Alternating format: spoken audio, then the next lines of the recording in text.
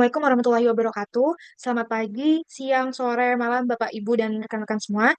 Pada kesempatan kali ini, saya akan mempresentasikan proyek akhir untuk exam karakter building agama sesuai dengan proyek yang telah saya kerjakan, yaitu dengan judul Peran Generasi Muda dalam Membangun Budaya Damai untuk Menangkal Polarisasi Sosial Melalui Penguatan Growth Mindset dan Kolaborasi Lintas Agama. Proyek ini berkaitan dengan SDGs nomor 16, yaitu perdamaian, keadilan, dan kelembagaan yang tangguh. Namun, sebelum masuk ke materi, perkenalkan diri terlebih dahulu. Perkenalkan, nama saya Imelda Zahra Rasela, mahasiswa kelas TMBA dengan NIM 27023772486. Saya senang bisa menjadi bagian dari proyek ini dan berkesempatan untuk belajar serta berkontribusi dalam membangun budaya damai melalui penguatan toleransi kolaborasi lintas agama. Nah, baik, izinkan saya untuk memulai presentasi ini dengan terlebih dahulu memaparkan latar belakang proyek. Latar belakang proyek ini yaitu Indonesia sebagai negara multikultural memiliki keberagaman yang seharusnya menjadi model harmoni sosial. Namun, polarisasi, intoleransi, dan diskriminasi berbasis identitas semakin meningkat, diperparah oleh hoax dan ujaran kebencian. Di mana hoax dan ujaran kebencian ini marak di media sosial.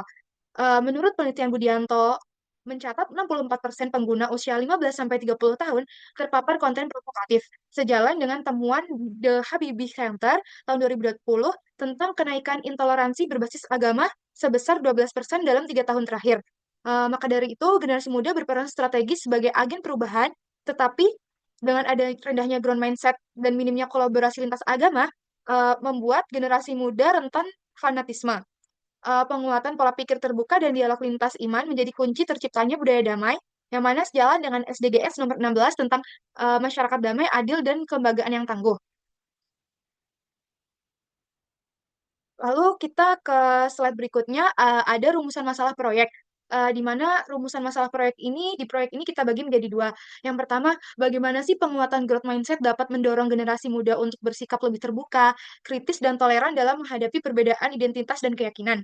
Yang kedua, ada kolaborasi lintas agama, di mana bagaimana sih kolaborasi lintas agama dapat menjadi strategi efektif dalam menciptakan harmoni sosial dan mencegah konflik berbasis SARA di kalangan generasi muda. Maka dari itu, tujuan proyek ini adalah untuk yang ada dua. Yang pertama, untuk komunitas atau masyarakat. Untuk komunitas atau masyarakat, yaitu meningkatkan kesadaran budaya damai untuk cegah polarisasi dan konflik identitas. Yang kedua, ada mendorong kolaborasi lintas agama melalui ruang dialog terbuka, serta mengurangi potensi konflik SARA melalui edukasi dan pelatihan. Lalu untuk tujuan proyek yang kedua yaitu untuk mahasiswa. Untuk mahasiswa di sini yaitu yang pertama membangun pola pikir terbuka, growth mindset agar mahasiswa mampu menghargai perbedaan dan melihat keberagaman sebagai kekuatan sosial. Lalu ada meningkatkan kemampuan kolaborasi lintas agama melalui kegiatan bersama yang mendorong dialog, kerjasama, dan saling pengertian antar pemeluk agama. Dan yang terakhir untuk mahasiswa yaitu menumbuhkan kesadaran sosial atau social awareness tentang pentingnya peran mahasiswa dalam menjaga kerukunan dan mencegah potensi konflik di masyarakat multikultural. Selanjutnya, di sini ada hasil temuan di lapangan. Sebelumnya, proyek kami melakukan wawancara dengan pemuda yang berbeda agama. Saya dan teman kelompok saya membagi tugas di mana kita harus mewawancarai teman yang berbeda agama dengan kami.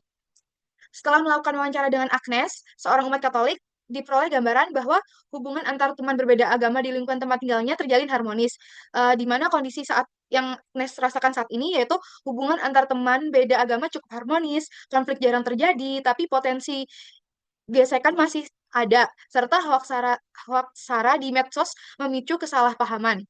Lalu tantangan utama yang dihadapi oleh Agnes ini yaitu uh, perang sangka dan fanatisme masih ada di masyarakat dan masih sering terjadi di Indonesia. Yang kedua, masih banyak orang belum eh, terbuka terhadap perbedaan agama. Lalu pemahaman lintas agama masih minim.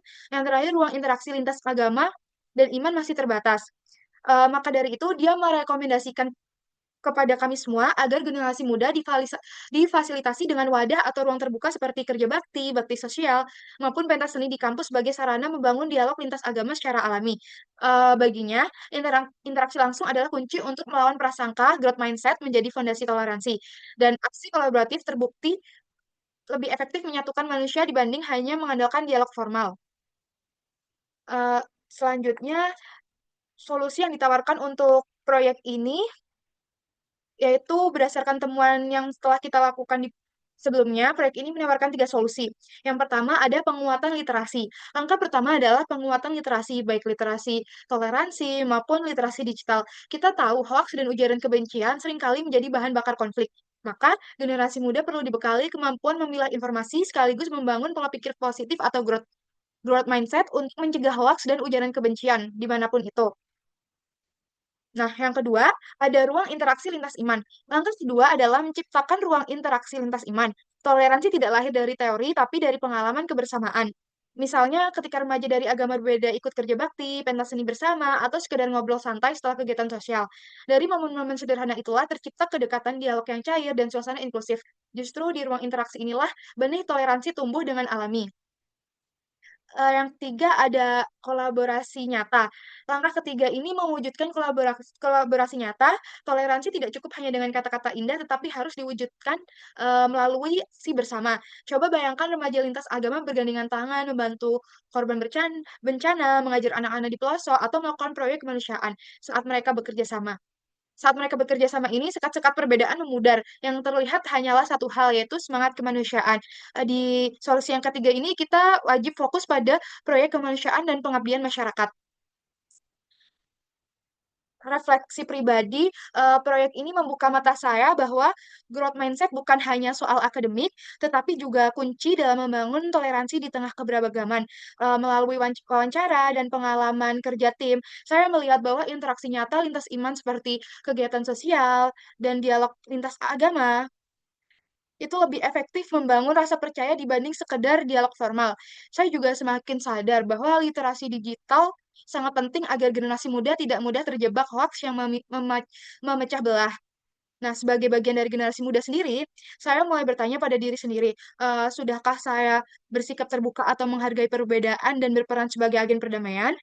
Pertanyaan ini mendorong komitmen pribadi untuk lebih aktif dalam ruang dialog lintas agama, terlibat dalam aksi kolaboratif dan menyebarkan informasi yang menyejukkan saya. Saya percaya bahwa langkah kecil yang konsisten dapat memberi dampak besar bagi terciptanya budaya damai di lingkungan tengah masyarakat yang beragam, yaitu di Indonesia.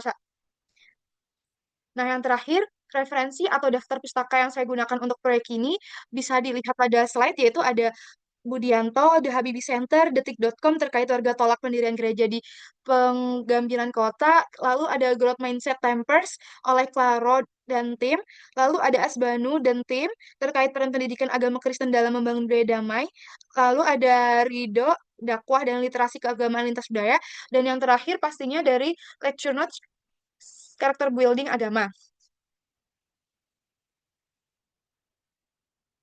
Mungkin itu referensi atau daftar pustaka yang saya gunakan dari referensi akademik, mulai dari jurnal penelitian, laporan lembaga, hingga lecture notes karakter building agama, yang mana referensi ini digunakan untuk memperkuat landasan teori analisis.